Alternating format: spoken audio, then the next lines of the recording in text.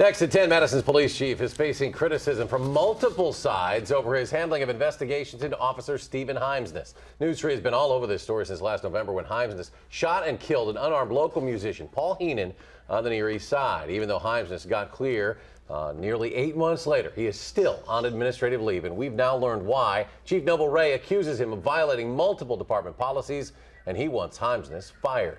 Some Near East Side neighbors say police have squandered the community's trust. And the night team's Theo is asking whether these latest violations, Theo, are just a convenient way to get rid of an officer who caused all this public relations hits here. Well, Eric, we found out today that Heimsness is not the only officer under investigation for misusing the department's computer system. We do not know how many officers or their rank. This is Madison Police Officers Union President Dan Fry talking with News 3 about the Stephen Heimsness case several weeks ago. Fry didn't want to go on camera Monday, although he did acknowledge the officer violated a strict policy about using in-squad computers for duty purposes only. But Fry says none of the allegations against Heimsness will hold up as fireable offenses in the court-like process that will decide his fate on the force. The 58-page complaint does not refer to the November shooting of Paul Heenan, although Near East Side neighbors think it's all connected. Maybe this is just the way for the police department to get the heat off their back, get rid of Heimsness on this other stuff. Given that, I asked Dan Fry if this were any other officer other than Stephen Heimsness, whether this would have risen to this level or whether police administrators just want him off the force.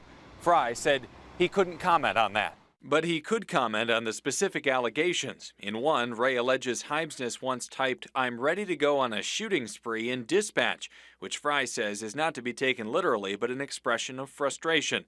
Fry says another, "I don't know what's worse, the dumb drunks or dumb dispatchers," is inexcusable, but asks people to step back and realize a lot of folks criticize their coworkers. Fry says this message, when Heimsness writes, "Sometimes they forget they are not in Africa anymore," is misrepresented. He says Heimsness was talking with another officer who has a background in cultural behavior. Police administrators asked for that context, but Fry says they didn't include it because it would have made the case against Heimsness weaker. So what's next? The case goes to the Police and Fire Commission, as attorney Scott Herrick explains. And then the proceedings are much like a trial in circuit court. The PFC sits like the judge and jury on the case.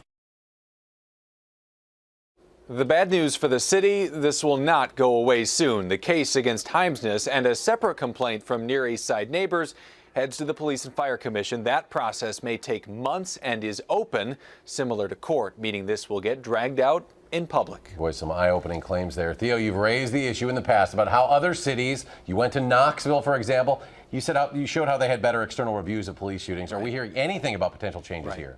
Not yet. The mayor promised a comment after the internal investigations were done. You'll remember that from a few months ago. He was out of town today, and a spokeswoman says he just hasn't read enough of that very long 58-page complaint in order to make a judgment just yet. We were also unable to reach Marcia Rummel, who represents the Near East Side on the Common Council. All right, certainly much more to hear about this story. Theo, thanks. Yeah.